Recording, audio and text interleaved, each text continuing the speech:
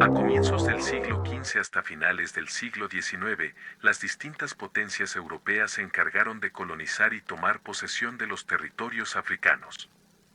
A pesar de la resistencia de distintos imperios o tribus africanas, la victoria europea de la mano de su supremacía tecnológica y estratégica llevaría a la ocupación de casi toda África.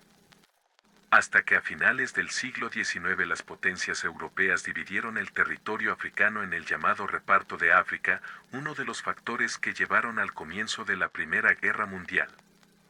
Al finalizar la Segunda Guerra Mundial y con el surgimiento de las Naciones Unidas como organización global, la ONU incentivó la libre determinación de los pueblos. Esto llevó a que los países europeos que aún mantenían territorios en África dieran a dichos territorios la posibilidad de elegir ser una nación independiente. La enorme mayoría de estos territorios decidieron ser independientes. A pesar de esto, el proceso de descolonización se demoró muchas décadas.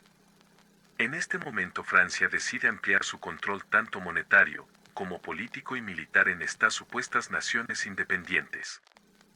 Uno de los primeros problemas que se le presentaron a Francia en África fueron el surgimiento de distintos nacionalismos en los territorios en los que mantenía cierta influencia. Así fue el caso de la Guerra de Independencia Argelina, que enfrentó al Frente de Liberación Nacional Argelino y las tropas francesas.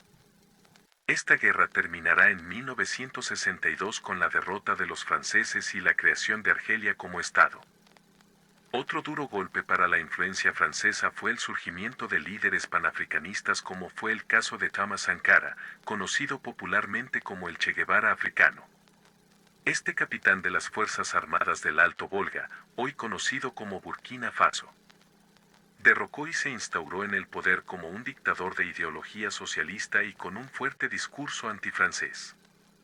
Sankara, en sus efímeros 5 años en el poder, decidió cambiar el nombre del país a Burkina Faso, incentivar el no pago de la deuda que varios países de África tenían contra sus eximperios. Incentivó la industrialización y la alfabetización de su pueblo hasta que fue derrocado en 1987 y asesinado. En el año 2011 Francia fue uno de los países que incentivó y perpetró bombardeos en la Libia de Muammar el-Gaddafi con la finalidad de derrocar su régimen, ya que Gaddafi había comenzado a incentivar el panafricanismo y panarabismo en la región. A su vez, la Libia de Gaddafi se estaba convirtiendo en un serio competidor en la venta de energía a Europa. Finalmente Gaddafi es derrocado, causando una grave crisis migratoria y la fragmentación de Libia.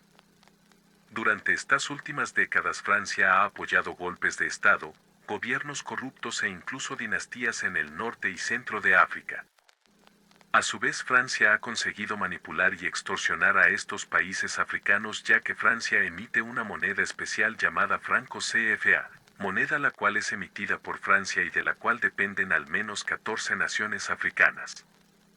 Al mismo tiempo, Francia mantiene una presencia militar en la mayoría de estos países bajo la excusa de apoyar a las naciones africanas en la lucha contra grupos insurgentes o grupos terroristas como lo son el M23, Boko Haram, el Estado Islámico y Al-Qaeda, entre otros.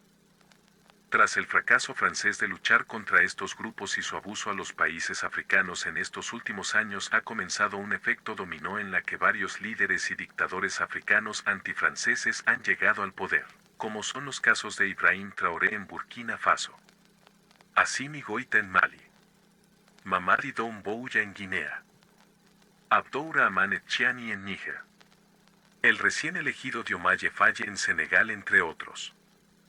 En el año 2023 Níger, Burkina Faso y Malí decidieron expulsar a las tropas francesas y tropas de la ONU instaladas en sus países.